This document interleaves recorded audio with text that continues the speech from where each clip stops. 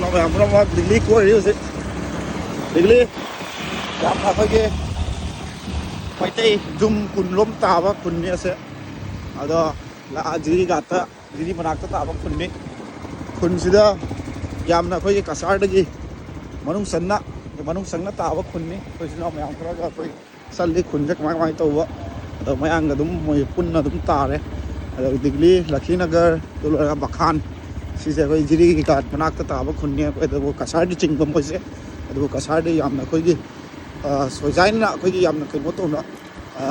ton na ko gi akan na mo ta wa khun ni to lambi ga se yam pa se si block ta la ko la Digli Zik chali bisa Digli tu la bagan lebih far ni tu la ga Lakhinagar na tu la Lakhinagar di sana yang kan thai tu oh sina kai das chatu si bagan tu ni bakan lebih bakan di dia sana tu son side tu sida kem nai te oh sida only mayang gi khun se Jaipur phau jai son side te Jaipur phau jai sida ya ro khala pe ala fa sa khala ye nasi kham kham dum ni oli semai te mai ben te khun ni ma Digli kai je bu se kai tham kita tu pada ti am tai Lakhinagar sampai tham ni sina ko ngala Lakhinagar apa kali saya kai jati tari wa Burman tai Raspongsi loi tai Rong mai kabui su tai adoi mei tai mayang tai azam mam tidak am tai có số này đây còn mấy chiếc nâu mèo cầu chiếc nâu mèo chơi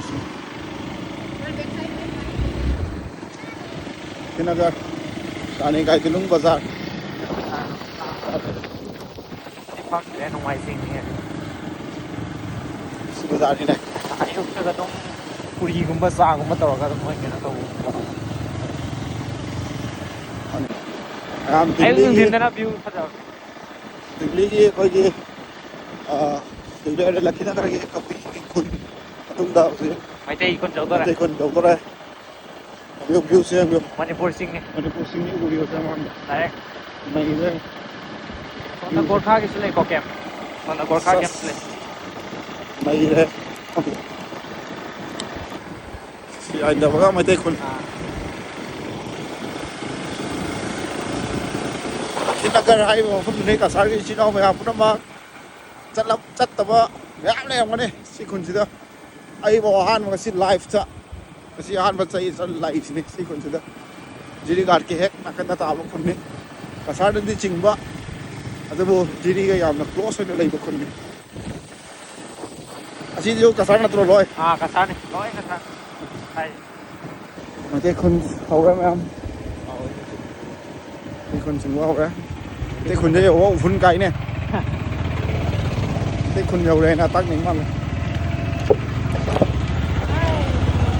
đây kia mai tak rồi ada yang kang san sel lo đây kan kang hai se ma te khun nai tu no ai tu no ma sin da nanti orang mesti tema sin no ma te khun ni te no da la wa